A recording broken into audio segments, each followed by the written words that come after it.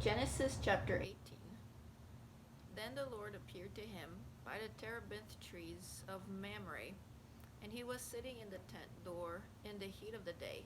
So he lifted his eyes and looked, and behold, 3 men were standing by him. And when he saw them, he ran from the tent door to meet them, and bowed himself to the ground and said, My Lord, if I have now found favor in your sight, do not pass on by your servant. Please let a little water be brought, and wash your feet and rest yourselves under the tree. And I will bring a morsel of bread, that you may refresh your hearts.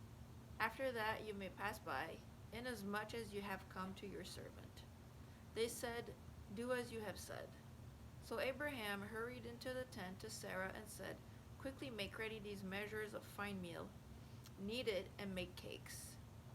And Abraham ran to the herd, took a tender and good calf, gave it to a young man, and he hastened to prepare it.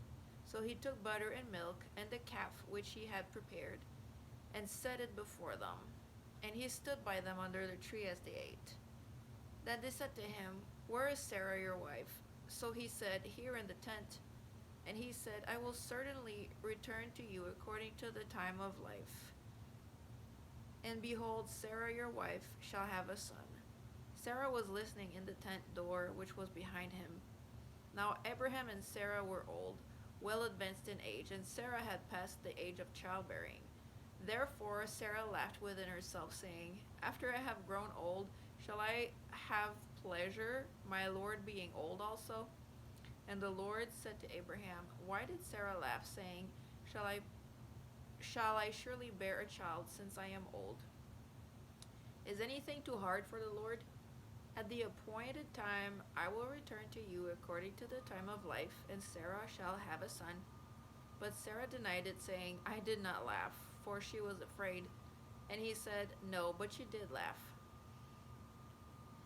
Then the men rose from there and looked towards Sodom, and Abraham went with them to send them on the way. And the Lord said, Shall I hide from Abraham what I am doing, since Abraham shall surely become a great and mighty nation, and all the nations of the earth shall be blessed in him? For I have known him in order that he may command his children and his household after him, that they keep the way of the Lord to do righteousness and justice, that the Lord may bring to Abraham what he has spoken to him. And the Lord said, Because the outcry against Sodom and Gomorrah is great, and because their sin is very grave, I will go down now and see whether they have done altogether according to the outcry against it that has come to me, and if not, I will know. Then the men turned away from there and went towards Sodom, but Abraham still stood before the Lord. And Abraham came near and said, Would you also destroy the righteous for the wicked? Suppose there were 50 righteous within the city. Would you also destroy the place and not spare it for the 50 righteous that were in it? Far be it from you to do such a thing as this, to slay the righteous with the wicked, so that the righteous should be as the wicked. Far be it from you.